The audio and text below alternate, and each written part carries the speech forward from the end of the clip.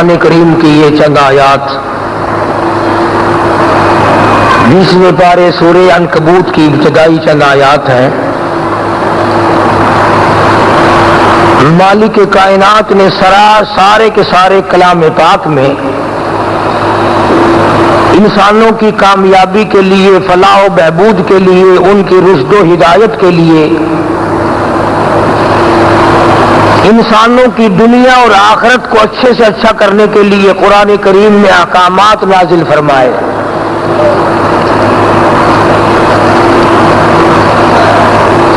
اور ان احکام پر عمل کرنے والوں کا انجام بھی بیان فرمایا، اور قرآنی احکام کی خلاف ورزی کرنے والوں کے انجام کو بھی بیان فرمایا۔ یعنی قرآن کریم میں اللہ کے حکم ہے، اللہ کا فرمان ہے، اللہ کے ارشادات ہیں، جو ان کو دل سے، عمل سے، زبان سے تسلیم کرتا ہے اس کا انجام بھی بیان فرمایا، اور جو ان کو عمل سے یا زبان سے انکار کرتا ہے، ٹھکراتا ہے، اس کا انجام بھی بیان فرمایا۔ اور یہ بھی خداوند کریم نے فرما دیا کہ اگر تم سارے عمل کرنے والے بن جاؤ تو میری خدائی میں کوئی اضافہ نہیں ہوتا۔ خدا کی ذات جو ہے وہ گھٹنے بڑھنے سے پاک ہے، اس کی عزت، اس کا وقار، اس کی قدرت، اس کی شان، اس کی حاکمیت یہ دائمی چیزیں ہیں،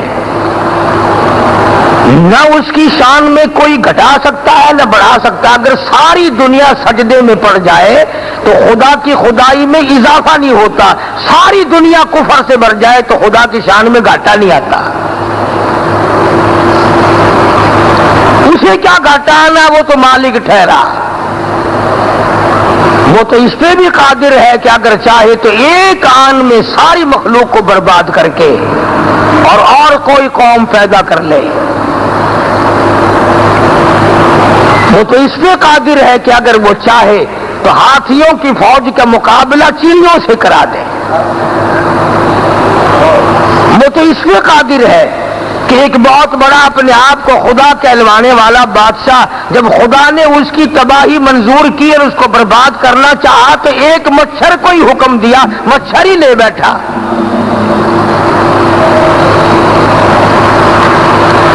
ہلاک کرنے کے، برباد کرنے کے اللہ پاک نے مختلف ذرائع بنائے۔ کبھی وہ قوم سے مرواتا ہے، کبھی وہ فرشتوں سے پٹواتا ہے، اور کبھی وہ انسانوں کو انسانوں سے مرواتا ہے۔ اسی لیے فرمایا قرآن کریم نے کہ تم نے جو میرا کلمہ پڑھا ہے، میری ذات کا اقرار کیا ہے اور میری صفات کا اقرار کیا ہے، اور میرے نبی حضرت محمد الرسول اللہ صلی اللہ تعالی علیہ وسلم کی رسالت اور ختم نبوت کو تم نے تسلیم کیا ہے، تو میں بھی تو دیکھوں گا زبان کی نوک سے ماننا یا دل سے ماننا۔ بھی آپ اپنے دوستوں کو آزما سکتے ہیں۔ بعض دفعہ آدمی یوں ہی چلتے چلتے کہہ جاتا ہے یار 100 روپیہ چاہیے، انہوں نے کہا یہ لوگ نہیں یار مجھے نہیں چاہیے، میں یوں دیکھنا چاہتا تھا کہ میرا دوست کیسا ہے۔ تو اگر ہم اپنے ساتھیوں، رشتہ داروں اور دوستوں کو آزما سکتے ہیں تو پروردگار عالم کو یہ حق نہیں کہ وہ بندوں کو آزمائے، اور آزمانے کے بعد پھر اس کو اختیار ہے کہ وہ جس قابل ہو اس انجام کو پہنچائے۔ خداوند کریم نے فرما دیا کہ اگر تم سب انکار کر دو تو میرا کیا بگاڑو گے؟ فرمایا فمن شاء فلیؤمن ومن شاء فلیکفر، تم سارے کے سارے ایمان والے بن جاؤ تو کیا فرق پڑتا ہے، سارے کافر بن جاؤ تو کیا فرق پڑتا ہے؟ نقصان کرو گے تب بھی اپنا، تباہی کرو گے تب بھی اپنی، فائدہ کرو گے تب بھی اپنا۔ میں نے ظالموں کے لیے بھی انتظام کیا ہوا ہے، اِنَّا أَعْتَدْنَا لِلظَّالِمِينَ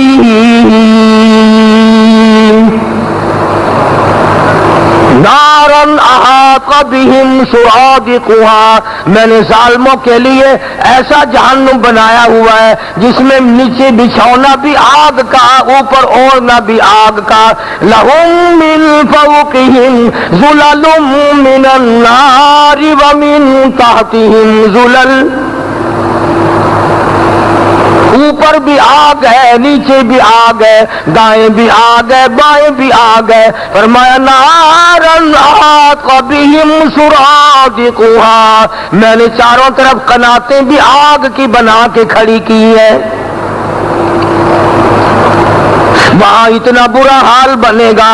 فرمایا وَإِن يَسْتَغِيثُوا يُغَاثُوا بِمَاءٍ كَالْمُهْلِ يَشْوِي الْوُجُوهَ، لوگ کریں گے پانی پانی پانی پانی.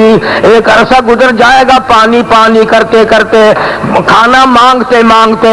اللہ پاک فرماتے ہیں میں ان کو ایسا پانی پلاؤں گا، گرما گرم کھولتا کھولتا بڑا سخت گرم پانی پلاؤں گا جس کو پینے سے اتڑیاں منہ کے بل باہر نکل آئیں گی.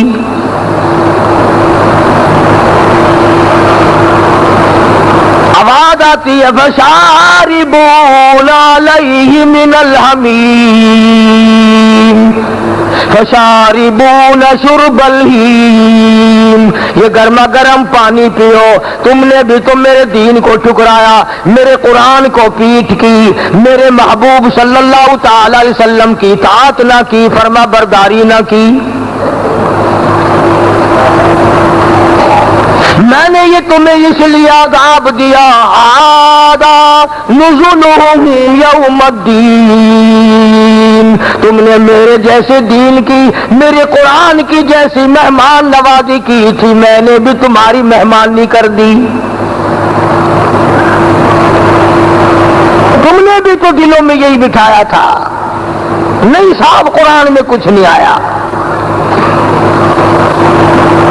اب خداوند کریم نے کتنی بڑی نعمت دی رمضان المبارک کی. رحمتوں والی گھڑیاں عطا فرمائی، خیر و برکتوں والی ساعتیں عطا فرمائی، لیکن بے شمار قدروں نے پرواہ نہ کی. اور وہ اپنے آپ کو کامیاب سمجھتے ہیں کہ یہ لوگ پاگل ہیں جو بھوکے پیاسے رہے، ہم بڑے سیانے ہیں. اس سیانپت کا، اس ہوشیاری کا، اس چلاکی کا پتہ تو دم نکلتے ہی لگے گا. بھئی یہی سے مسئلہ شروع ہو جائے گا. وہ تو صحابہ کرام تھے جو ہر مقام پہ پورے اترے. ایک صحابی نے عرض کیا یا رسول اللہ صلی اللہ علیہ وسلم قیامت کب آئے گی؟ پیغمبر کے شاگرد ہیں نا، مذاق تو نہیں. قیامت کب آئے گی؟ آپ نے ذرا غصے میں آ کر کے فرما دیا کیا تیاری کر رکھی ہے؟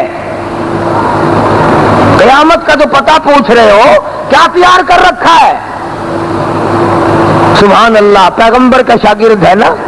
کہنے لگا میرے پاس، کہ ہاں تیرے پاس کیا سامان ہے، کیا تیار ہے؟ تو کہنے لگا جی میرے پاس سب کچھ تیار ہے. اس نے کہا کیا تیار ہے؟ کہنے لگا میرے پاس اللہ اور اس کے رسول کریم صلی اللہ علیہ وسلم کی محبت ہے.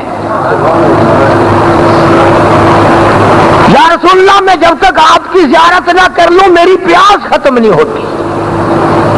میں گھر میں بیٹھا بیٹھا بے چین ہو جاتا ہوں، آ کے دیدار کر کے دل کی تسکین بجھاتا ہوں. جو صحابی نے یہ عرض کیا تو حضور کریم صلی اللہ علیہ وسلم نے مسکرا دیا. تو بھی ہمارے پاس کیا تیاری ہے؟ وہ محبت بھی نہیں، وہ جذبہ بھی نہیں، وہ شوق بھی نہیں، وہ یقین بھی نہیں. اس لیے قرآن کریم میں اللہ پاک نے فرمایا الف لام میم احسب الناس، کیا لوگوں کا یہ خیال ہے؟ احسب الناس، کیا لوگوں کا یہ گمان ہے، کیا لوگوں کا یہ خیال ہے، کیا لوگوں کا یہ ظن ہے، کیا لوگ میرے بارے میں یہ یقین کرتے ہیں ان یترکوا ان یقولوا آمنا، کہ ہم اتنا کہنے پر چھوڑ دیے جائیں گے لا الہ الا اللہ، صرف اتنا کہنے پر جب تک وہ لا الہ الا اللہ والی زندگی نہ بنائے، لا الہ الا اللہ پہ عمل نہ کرے، لا الہ الا اللہ کے مطابق عقیدہ نہ بنائے، جو لا الہ الا اللہ کا ترجمہ سمجھ میں نہ آئے تو خاک ایمان کمائے گا۔ کوئی نہیں، کوئی نہیں، زمینوں میں کوئی نہیں، آسمانوں میں کوئی نہیں، سمندروں میں کوئی نہیں، گھروں میں کوئی نہیں، کوٹھیوں بنگلوں میں کوئی نہیں، ایوان صدر میں کوئی نہیں، کوئی نہیں، مالک کوئی نہیں، خالق کوئی نہیں، رب کوئی نہیں، پالنے والا کوئی نہیں، اولاد دینے والا کوئی نہیں، اولاد دے کر لے لینے والا کوئی نہیں، بارش روکنے والا کوئی نہیں، بارش برسانے والا کوئی نہیں، ایک سیکنڈ میں ساری دنیا کو فنا کرنے والا اس کے سوا کوئی نہیں، ساری دنیا کو برباد کر کے پھر کیڑے مکوڑے تک کو ہر ایک کو زندہ کرنے والا اس کے سوا کوئی نہیں۔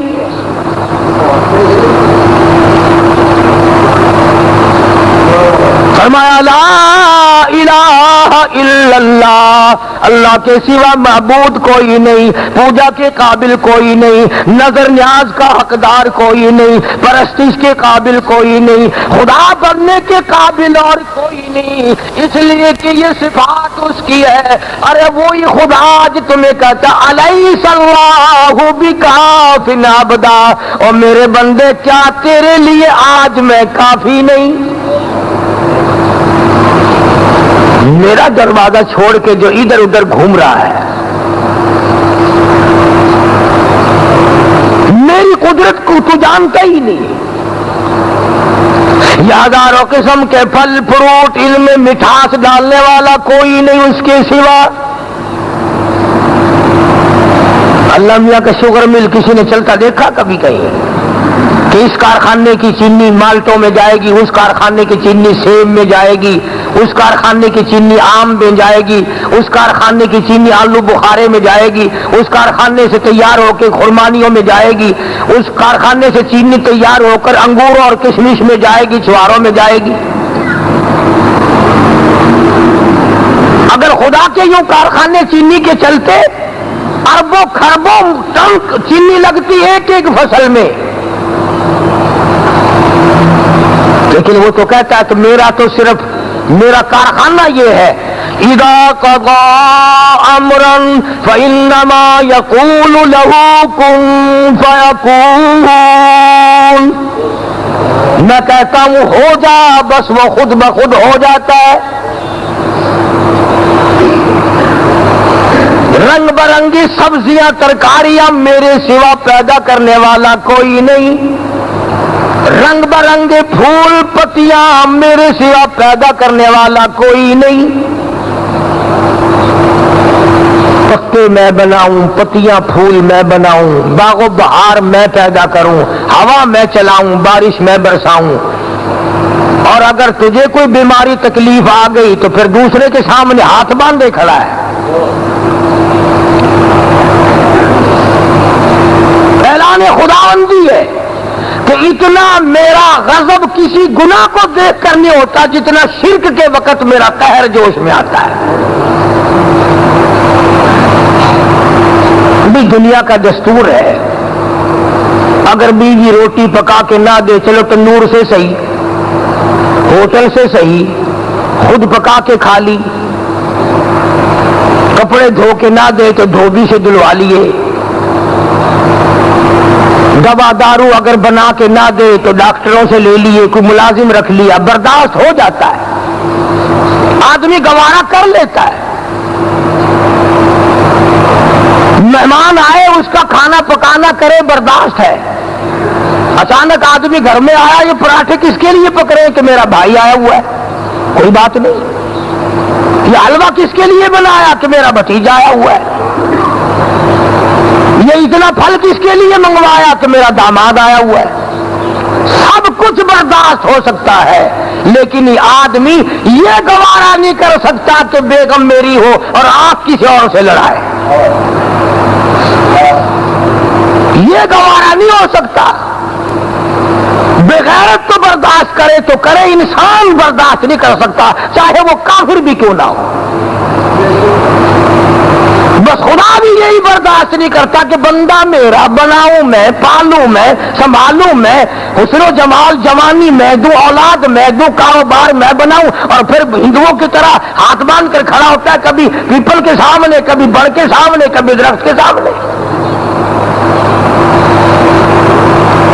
تو قرآن کریم نے اسی بات کو فرما دیا کہ میں صرف اتنا کہنے پر کسی کو نہیں چھوڑوں گا کہ جی میں تو مانتا تھا خدا تو ہی ہے۔ احسب الناس، کیا لوگوں نے یہ خیال کر لیا ان یترکوا ان یقولوا آمنا، چھوڑ دیے جائیں گے صرف اتنا کہنے پر کہ میں نے مان لیا، میں نے تسلیم کر لیا، وَهُمْ لَا يُفْتَنُونَ، میں آزما کر دیکھوں گا، میں امتحان لے کر دیکھوں گا، میں پرکھوں گا میرا ماننے والا کہاں تک ہے۔ وَلَقَدْ فَتَنَّا الَّذِينَ مِن قَبْلِهِمْ فَلَيَعْلَمَنَّ اللَّهُ الَّذِينَ صَدَقُوا وَلَيَعْلَمَنَّ الْكَاذِبِينَ، میں بھی تو آزماؤں گا، دیکھو سچا ہے یا جھوٹا ہے، زبان مارتا ہے صرف یا دلوں میری ساتھ ہے، نیت سے ساتھ میری ساتھ ہے۔ وہ ہمیں کیوں نہ آزمائے؟ اس نے تو انبیاء علیہ السلام کو آزمایا، اور وہ تو اتنے برگزیدہ بندے ہوتے ہیں مالک کائنات کے کہ اس پوری دنیا میں نبیوں کے درجے کو تو ان کی چوٹی کے برابر کوئی نہیں پہنچ سکتا۔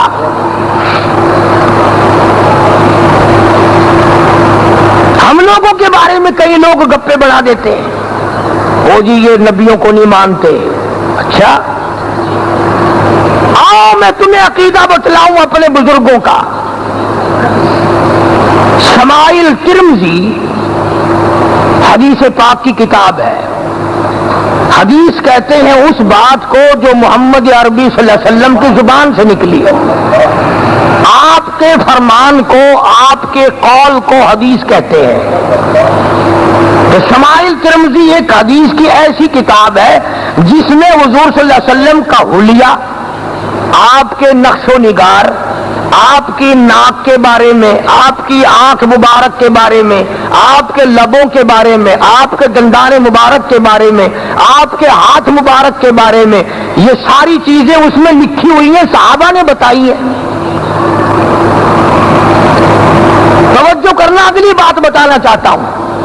شمائل ترمذی میں نبی کریم صلی اللہ تعالی علیہ وسلم کی چپل مبارک، یہ چپل میں نے اس لیے کہا کہ نالین عربی کا لفظ ہے، تم سمجھو گے نہیں، آپ کی نالین مبارک کا نقشہ ہے، یعنی آپ کی جوتی مبارک کا نقشہ ہے شمائل ترمذی میں، آپ کی چپل مبارک کا نقشہ ہے شمائل ترمذی میں۔ اگر حضور کریم صلی اللہ علیہ وسلم کی ذات اقدس سے محبت ہے، کبھی کسی عالم کے پاس جانا تو صحیح اور کہنا تو صحیح کہ حضرت اور تو مجھے کچھ کبھی دکھائی دیا نہیں، مجھے میرے نبی کی چپل مبارک کی زیارت تو کراؤ۔ تمہیں تو یہ بھی نصیب نہیں۔ بتانا میں اگلی بات چاہتا ہوں۔ آپ نے دیکھا شمائل ترمذی کتاب میں، آپ نے اس نقشے کو دیکھا۔ اب چونکہ ہمارا زمانہ ماڈرن زمانہ ہے، ترقی کا دور ہے، ہزاروں قسم کی چپلیں، جوتیاں، جوتے بنتے ہیں، ہر 2 سال کے بعد ڈیزائن بدلتے ہیں، ہر سال کے بعد ڈیزائن، ہر عید پہ نیا ڈیزائن آتا ہے۔ تو 1400-1500 سال کے بعد کتنے ڈیزائن بدلے ہوں گے؟ سمجھو میری بات کو جو میں کہنا چاہتا ہوں۔ آپ نے سرکار مدینہ سب کہہ دو صلی اللہ علیہ وسلم کی چپل مبارک کا نقشہ دیکھا کتاب میں۔ اب چونکہ وہ تو سادی سی چپل ہے اور ہمارے زمانے میں طرح طرح کے ہیں، اگر آپ کے دل میں یہ بات آ گئی، اگر آپ کے دل میں یا کسی کے دل میں یہ بات آئی کہ یار یہ بھی کوئی چپل ہی ہے، کمال ہے، یہ کوئی جوتی ہے؟ یہ تو اچھی نہیں لگتی مجھے. یعنی دل میں یہ بات آئی کہ یہ چپل تو مجھے اچھی نہیں لگتی. ہمارے علماء نے لکھا فوراً کافر ہو جاتا ہے. تو کون ہے کالی کملی والے کی نالائن رات کی چپل مبارک کو پسند نہ کرنے والا؟ تجھے تو امام الانبیاء صلی اللہ علیہ وسلم کے تھوک پہ بھی ایمان لانا پڑے گا. اب وہی تسلی کہ ہمارا عقیدہ کیا ہے اور ہم حضور کریم صلی اللہ علیہ وسلم کو کیا جانتے ہیں. اگر کوئی بدبخت آپ کی چپل مبارک کو دیکھ کر یہ سمجھ لے اور یہ دل میں بات لے آئے کہ یہ تو اچھی نہیں لگتی، میں نے تو اچھی نہیں لگتی، فوراً کافر ہو جاتا ہے. تو جو لوگ حضور کریم صلی اللہ علیہ وسلم کی چپل مبارک کی توہین کا وارہ نہ کرتے ہو، توہین برداشت نہ کر سکتے ہو، وہ آپ کی شکل و صورت کی اور آپ کے اعمال و اخلاق کی توہین کیسے کر سکتے ہیں؟ یہ توہین نہیں ہے جو تم کہتے ہو. خدا خدا ہے، مصطفیٰ مصطفیٰ ہے صلی اللہ علیہ وسلم. ہم نبی کو در در نہیں بلاتے ہیں، ہم امام الانبیاء کے دروازے پہ غلامی کے لیے خود جاتے ہیں. سارے گئے. اور میرے سے عقیدے کی بات سنو. یہ میں نے آپ کو جوتی مبارک کی بات بتا دی، میں بلکہ لفظ جوتی بھی آپ کو سمجھانے کے لیے استعمال کر رہا ہوں، ورنہ عربی کا لفظ ہم لوگ استعمال کرتے ہیں نالین شریف، حضور کی نالین مبارک. کوئی آدمی مدینے پاک گیا، اللہ سب کو لے جائے، اللہ سب کو مدینے کی گلیوں کی مدینہ منورہ کی زیارت نصیب فرمائے. کوئی آدمی مدینے گیا اور وہاں شہر میں پھر رہا ہے اور دل میں یہ بات آ گئی اس سے تو کراچی اچھا ہے، اس سے تو یار لاہور اچھا ہے، اس سے تو یار دلی اچھی ہے، فوراً کافر ہو جاتا ہے. یہ ہمارا عقیدہ ہے. اور تو کون ہے نبی کے شہر کو گھٹیا سمجھنے والا؟ علماء نے لکھا ہے کہ مدینہ منورہ میں ایک آدمی نے دہی خریدا اور وہ کھایا. اس کا کوئی دوست ملا، اسے کہنے لگا یار اوے تو مدینے کی ہر شے چنگی ہے پر مدینے کا دہی تو بہت کھٹا ہے. ویسے تو مدینے کی ہر چیز اچھی ہے، مدینے کی دہی تو بہت کھٹی ہے. بس اتنی بات کہی. رات کو جو سویا مدینے پاک میں ہی تھا. سرکار مدینہ صلی اللہ تعالی علیہ وسلم کی خام میں زیارت ہوئی. فرمایا چلا جا میرا مدینہ چھوڑ کر، چلا جا میرا مدینہ خالی کر دے، میرا شہر چھوڑ دے، جہاں تجھے میٹھا دہی ملتا ہو وہاں چلا جا. مطلب یہ تو کون ہے مدینے کی دہی کو کھٹی کہنے والا؟ تجھے کیا اختیار ہے کسی چیز کی وہاں کی چیز کو توہین کرنا؟ ہمارا تو عقیدہ یہ ہے مدینے کے کتے کی توہین کرنا بھی کفر ہے. جناب مولانا محمد قاسم صاحب نانوتوی رحمت اللہ علیہ بہت بڑے اکابر بزرگوں میں سے گزرے ہیں، دارالعلوم دیوبند کے بانی ہیں.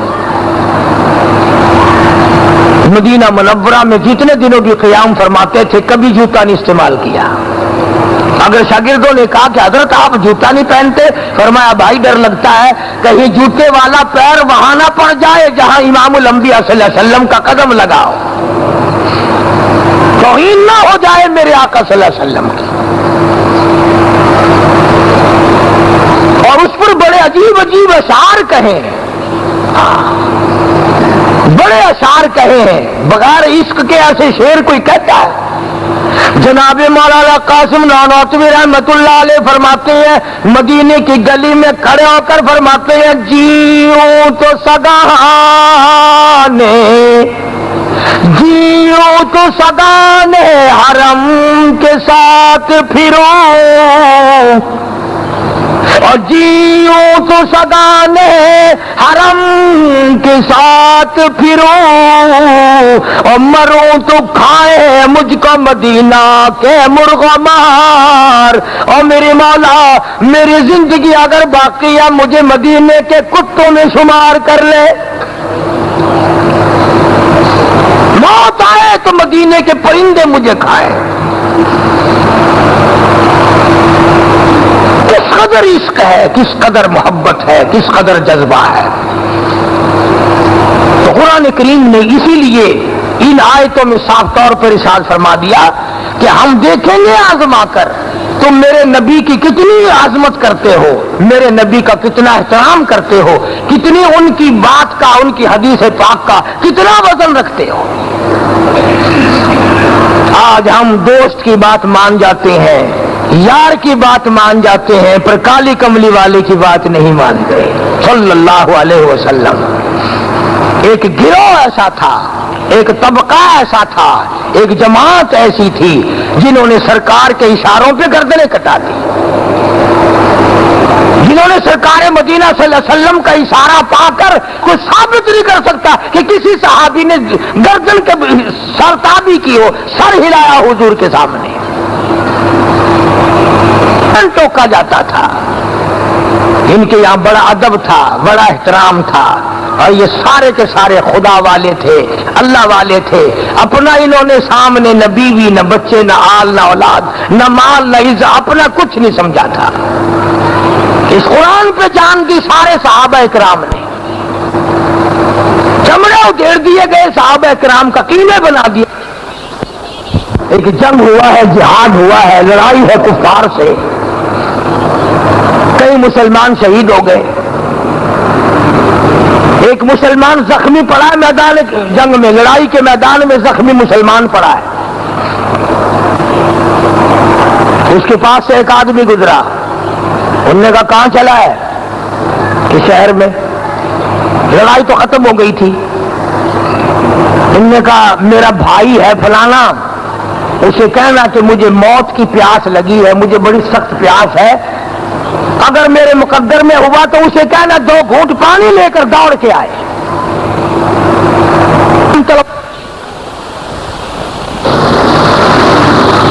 ایک مسلمان زخمی پڑا ہے میدان جنگ میں، لڑائی کے میدان میں زخمی مسلمان پڑا ہے، اس کے پاس سے ایک آدمی گزرا، انہوں نے کہا کہاں چلا ہے؟ کہ شہر میں، لڑائی تو ختم ہو گئی تھی۔ انہوں نے کہا میرا بھائی ہے فلانا، اسے کہنا کہ مجھے موت کی، الحمدللہ ہے فلانا، اسے کہنا کہ مجھے موت کی پیاس لگی ہے، مجھے بڑی سخت پیاس ہے، اگر میرے مقدر میں ہوا تو اسے کہنا 2 گھونٹ پانی لے کر دوڑ کے آئے۔ تیروں کے زخم، تلواروں کے زخم کھائے پڑا ہے محمد عربی صلی اللہ علیہ وسلم کا غلام، یعنی اپنے بھائی کو خبر بھیجی کہ جلدی جا پانی لے کر۔ اب وہ پانی لے کے پہنچا، اب وہ پانی لے کے پہنچا اور وہ زندہ تھا۔ اس نے یوں برتن تھا یا مشکیزہ تھا یا لوٹا تھا یا کروا تھا، جو بھی تھا، یہ پینے کے لیے یوں اپنے منہ کے قریب کیا ہے۔ برابر میں ایک اور صحابی بھی زخمی تھا، وہ کہنے لگا بھائی اگر ایک گھونٹ پھالتو ہو تو ہمیں بھی دینا، ہمارا بھی آخری وقت ہے، ہم بھی اپنا حلق گیلا کر لیں گے۔ تو چاہیے تھا نا کہ پہلے اپنا نمبر لگاتا، پی پا کے تھوڑا بہت بچتا تو دے دیتا۔ حضور صلی اللہ علیہ وسلم کی تعلیم کا اثر تو دیکھو، ٹائم بھی دیکھو کون سا ہے، موت کا وقت ہے، موت کی پیاس ہے، زخم تلواروں تیروں کے کھائے پڑا صحابی۔ خدا کی قسم کھا کے کہتا ہوں ایک قطرہ نہیں پیا، کہنے لگا میرا اللہ مالک ہے، اس برابر والے کو پہلے پلا دے۔ اس نے لے کر یا پلانے والے نے قریب کیا، تیسرے نے آواز دے دی کہ بھئی یار کیا چیز ہے کہ پانی ہے، بھئی ایک بوند 2-4 قطرے ہو تو ہمیں بھی دینا بھائی۔ اس نے بھی اشارہ کر دیا کہ میرا بھی اللہ مالک، اس تیسرے کو پلا۔ اس تیسرے کے پاس گیا تو چوتھے نے سوال کر دیا۔ جب چوتھے کے پاس وہ پیالہ یا لوٹا پہنچا تو وہ شہید ہو چکا تھا. واپسی میں آ کے دیکھا سارے حوض کوثر پہ پہنچ گئے تھے, کسی نے نہیں پیا. کہاں سے وہ چیز ہم لوگ پیدا کریں گے؟ چاروں کے چاروں شہید ہو گئے, پانی کسی نے ایک قطرہ نہیں پیا. دوسرے کی ہمدردی میں موت کے وقت بھی سرکار کی تعلیم پہ کتنا عمل کر کے دکھایا.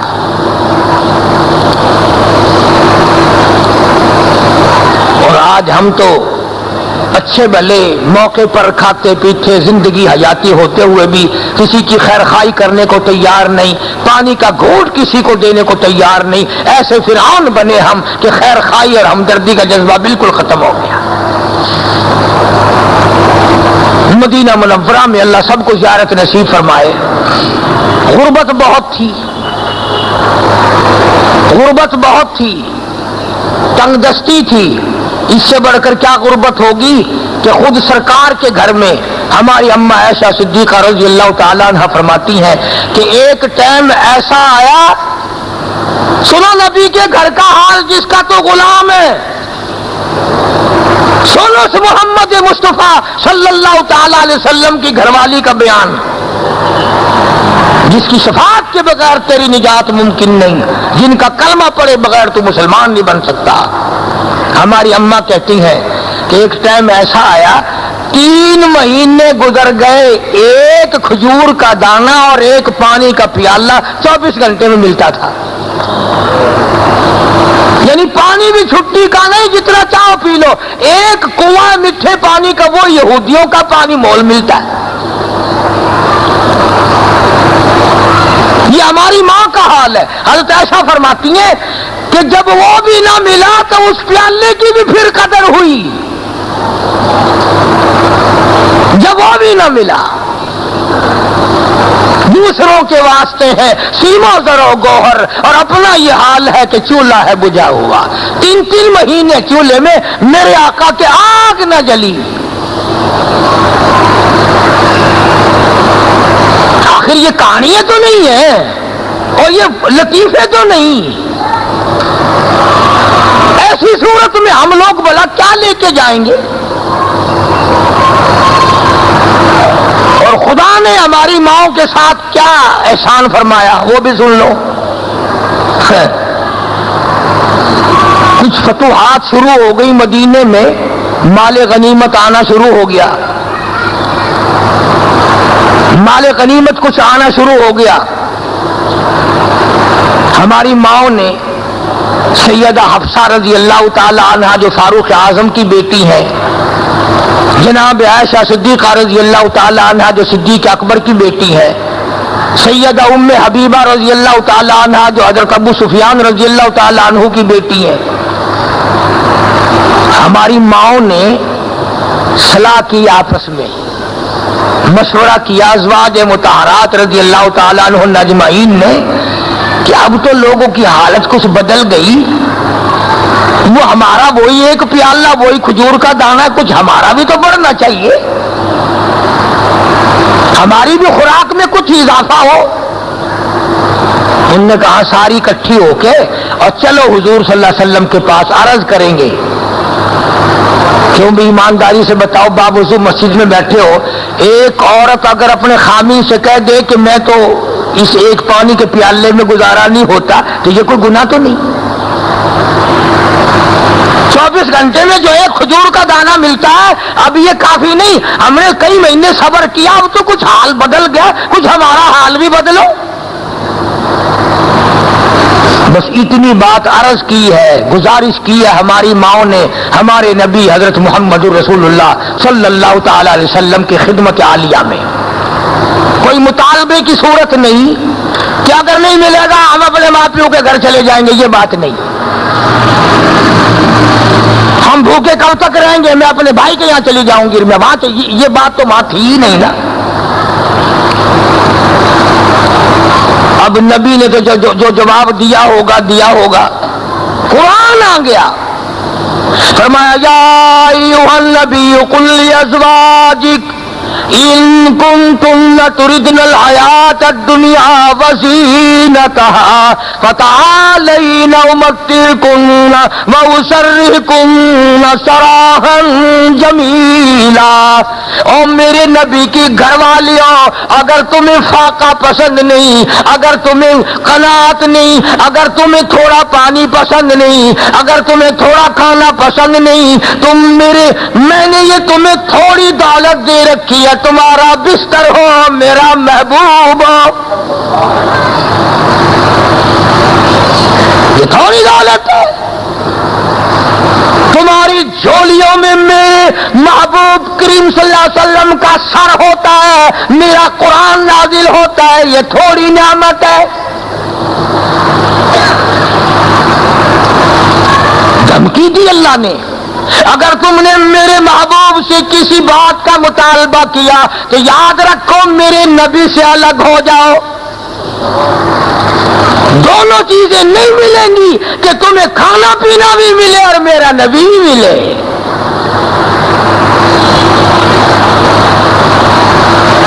اس کے بعد نبی کریم سب کہتے صلی اللہ علیہ وسلم نے سب کو اکٹھا کر کے فرمایا کہ قرآن یوں آیا ہے، اب بولو کھانا پینا لیتی ہو، بسترے لیتی ہو یا مجھے لیتی ہو؟ ہائے ہائے، ساری کہنے لگی یہ پانی بھی بند کر دو، ہم آپ کو نہیں چھوڑ سکتے. یہ بھی بند ہو جائے، جو ملتا ہے ہم آپ کو نہیں چھوڑ سکتے. اب بعض آدمی کہتے ہوں گے اجی یوں ہی کہہ دیا ہوگا، ورنہ بھوک کون برداشت کر سکتا ہے؟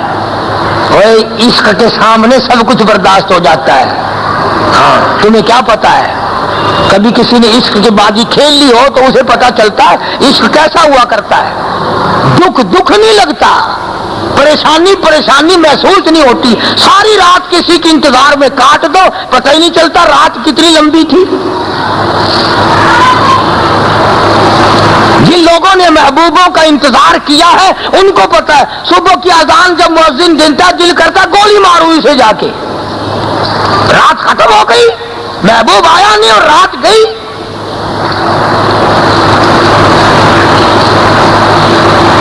انہوں نے زبانی نہیں کہا، ہماری ماؤں نے زبانی نہیں فرمایا، بلکہ جناب عائشہ صدیقہ رضی اللہ تعالی عنہا، فاروق اعظم کا جب دور آیا رضی اللہ تعالی عنہ، اتنی فتوحات آئیں کہ دنیا میں اسلام کا جھنڈا لہرایا، کافروں کا مال غنیمت بن کے مدینے میں آیا. اتنی بڑی بوری بھر کے سارے سال کا خرچہ فاروق اعظم نے جناب عائشہ صدیقہ رضی اللہ تعالیٰ عنہ کے گھر بھیجا. سال کا خرچہ کیا، بڑا اکٹھا خرچہ لے لو. حضرت عائشہ کے دربار میں جا کر کے بوری رکھ دی. فرمانے لگی یہ کیا چیز ہے؟ کہ جی روپے ہیں. کیسے؟ کہ جی آپ کا سال کا خرچہ ہے، فاروق اعظم نے بھیجا ہے. چل لگی اتنے کہ ہاں یہ سارے سال کا خرچہ ہے. ہائے ہائے، اپنی خادمہ سے یوں فرمایا، سارے کہو سبحان اللہ. اپنی خادمہ سے یوں فرمایا جلدی کر اس گٹھڑی کے درمیان اور میرے درمیان پردہ لٹکا دے. خدا کی قسم میری تو آنکھ اس کو دیکھنا بھی گوارا نہیں کرتی، میری تو آنکھ اس کو دیکھنا بھی گوارا نہیں کرتی. اور پھر خادمہ سے فرمایا جا مدینے میں اعلان کر دے، جو بھوکا ہو، جو غریب ہو، جو بیوہ ہو، آ جاؤ، عائشہ کے دربار میں خیرات بٹ رہی ہے. تھالی بھر کے سب کو دے دیا. اور آخری بات سنو، دل پہ لکھ کے لے جاؤ. شام ہوئی اسی دن جس دن بوری روپیوں کی بانٹی، وہ خادمہ جو تھی نا خدمت کرنے والی، حضرت عائشہ رضی اللہ تعالیٰ عنہ سے کہنے لگی روزہ کائے سے افطار ہوگی آج؟ روزے سے. جی حضرت عائشہ رضی اللہ تعالیٰ عنہ کہ روزہ کائے سے کھول لو گی آج؟ روزہ کائے سے کھول لو گی آج؟ انہوں نے کہا کچھ نہیں ہے. کہ کچھ نہیں ہے. خادمہ کہنے لگی اگر 2 ٹکے کا گوشت منگا لیتی اس گٹھڑی میں سے، وہ جو بوری آئی تھی روپیوں کی، اگر 2 پیسے کا 1 ٹکے کا گوشت منگا لیتی تو میں تمہارا گوشت پکا کر روزہ افطار نہ کراتی آج. حضرت ایسا فرمانے لگی اب تاننا کیوں دیتی ہے؟ تو نے اس وقت یاد دلانا تھا، تو تاننا کیوں دیتی اب؟ یعنی اپنے روزے کا بھی فکر نہیں کہ روزہ بھی تو کھولنا، کچھ تو رکھے گھر میں۔ بوری روپیوں کی تقسیم کر دی، سال کا خرچہ آیا تھا آدھے دن میں تقسیم کر کے ختم کر دیا، اور اپنے روزے افطار کرنے کے لیے بھی ایک ٹکا نہ بچایا۔ یہ ہے محمد کریم صلی اللہ علیہ وسلم کا گھر، اور یہ ہے آپ کے ازواج مطہرات، اور یہ ہے ہماری مائیں کہ جن کے بارے میں آج ہمارے دل و دماغ سے کبھی گزر بھی نہیں ہوتا، ہم نے کبھی سوچا تک نہیں کہ رحمت کائنات صلی اللہ علیہ وسلم نے اپنی زندگی مبارک کس طرح گزاری ہے۔ بس ہم تو یہ سوچ لیتے ہیں اور جی وہ تو نبی تھے، ہم نبی تھوڑا ہی ہیں، اور ٹھیک ہے نبی کا غلام تو ہے نا، اور نبی کا دیوانہ تو ہے نا، اور نبی کے چاہنے والا تو ہے نا، آپ پھر یار کی ہر ادا پہ جان دے، پھر یار کی ہر ادا پہ مر مٹ۔ اس کا نام عشق ہے، اس کا نام سوز و گداز ہے، اس کا نام محبت ہے۔ وہ سارے بزرگوں نے اسی پر جان دی ہے۔ آپ کے کرتے مبارک میں بٹن اور گودام کے بجائے کیکر کے کانٹے لگے ہوئے ہوتے تھے۔ ہاں، یہ میں اس پیغمبر کا حال تجھے سنا رہا ہوں جس نبی کو خدا نے یہ فرمایا تھا میرے محبوب صلی اللہ علیہ وسلم اگر زمین پہ تھوک دو اور اگر آپ چاہیں تو زمین پہ آپ تھوکیں چاندی میں بنا دوں گا۔ میرے محبوب صلی اللہ علیہ وسلم نگاہ آپ پہاڑ پہ ڈال لیں، اگر چاہیں تو سارے پہاڑ کا سونا میں بنا دیتا ہوں۔ تو یہ بات میں نے اس لیے عرض کی کہ رمضان المبارک جیسی نعمت آئی، اللہ نے نعمت کی، وہ مہینہ خیر و برکت سے آیا اور رحمتوں کا می برساتا ہوا چلا گیا۔ خوش نصیب ہیں وہ لوگ جنہوں نے کمائی کی، خوش نصیب ہیں وہ لوگ جنہوں نے فصل کما لیا، آخرت کا فصل کما لیا، اور بد نصیب ہیں وہ لوگ جنہوں نے رمضان کا اکرام نہ کیا، احترام نہ کیا۔ بہت ممکن ہے اگلے رمضان سے پہلے موت واقع ہو جائے تو ساری چیزوں سے محروم رہ جائیں۔ اس لیے میں نے یہ آیتوں کا ترجمہ ذکر کیا آپ کے سامنے۔ خدا کہتا ہے، فرمایا ان یترکوا ان یقولوا آمنا وهم لا یفتنون،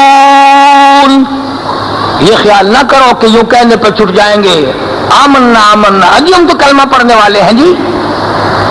فرمایا وَلَقَدْ فَتَنَّا الَّذِينَ مِن قَبْلِهِمْ فَلَيَعْلَمَنَّ اللَّهُ الَّذِينَ صَدَقُوا وَلَيَعْلَمَنَّ الْكَاذِبِينَ،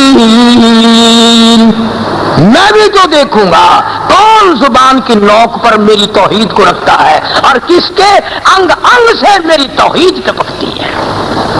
تو یہ تھا ان آیتوں کا ترجمہ۔ اللہ پاک مجھے اور آپ کو عمل کی توفیق عطا فرمائے۔ وآخر دعوانا الحمدللہ رب العالمین۔ اللہم صلی وسلم وبارک علی